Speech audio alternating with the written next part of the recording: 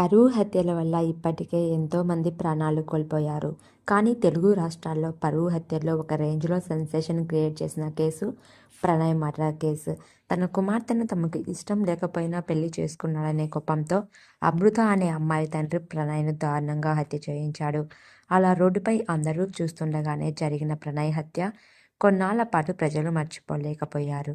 ప్రేమించి పెళ్లి చేసుకున్న కొన్నాళ్లకే భర్త మరణించడంతో అమృతపై అందరి ఫోకస్ పెరిగింది. అలా అమృత ప్రణయ్ ఒక సెలబ్రిటీగా మారింది. తాజాగా తన జీవితంలో జరుగుతున్న విశేషాలను పంచుకుంటూ అమృత ప్రణయ్ ఒక వీడియో అయితే విడుదల చేసింది.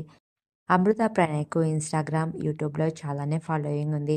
అలాంటిది దాదాపు 2 ఏళ్ల నుంచి ఇన్స్టాగ్రామ్లో కామెంట్స్ ఆఫ్ చేసి పెద్దగా యాక్టివ్గా ఉండటం లేదు. అసలు అలా ఎందుకు చేస్తుందో చెప్పడం కోసం తాజాగా తన యూట్యూబ్ ఛానల్లో ఒక వీడియో అప్లోడ్ చేసింది.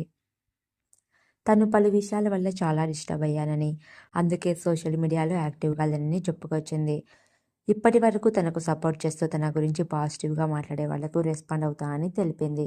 తనకు సంబంధించిన విషయాలను తెలుసుకోవాలంటే ఇన్స్టాగ్రామ్లో ప్రశ్నలు అడగమని చెప్పి యూట్యూబ్ వీడియోలో వాటికి సమాధానాలు అందించింది అమృత. ముందుగా అసలు సోషల్ మీడియాలో ఎందుకు దూరంగా ఉన్నారనే ప్రశ్న ఎదురయ్యింది. యూట్యూబ్ నుంచి తాను దూరంగా లేనని, చిన్న బ్రేక్ తీసుకున్నా అని క్లారిటీ ఇచ్చింది అమృత ప్రణయ్. గత 2 ఏళ్లుగా పెద్దగా యాక్టివ్గా లేనని, ఈసారి ఏకంగా 1 నెల బ్రేక్ తీసుకున్నానని తెలిపింది.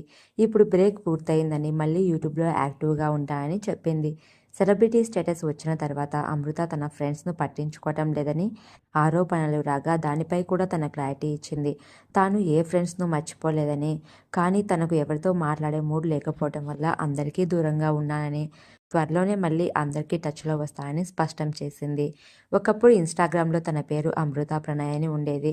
కానీ కొన్ని రోజుల క్రితం ప్రణయ్ అనే పేరును తొలగించి అమృతవర్షిణి అని పెట్టుకుంది. అలా ఎందుకు చేశారని తనను అడగగా తన వ్యక్తిగత జీవితం మీద ఎందుకు పడ్డారో తెలియటం లేదని ఆగ్రహం వ్యక్తం చేసింది. తాను 5 నెలల క్రితమే పేరు మార్చానని, కానీ అది మారడానికి టైం పట్టిందని తెలిపింది. అమృతవర్షిణి అనేది తన పేరే అయినా దాని గురించి అందరూ ఎందుకు తప్పుపడుతున్నారని ప్రశ్నించింది.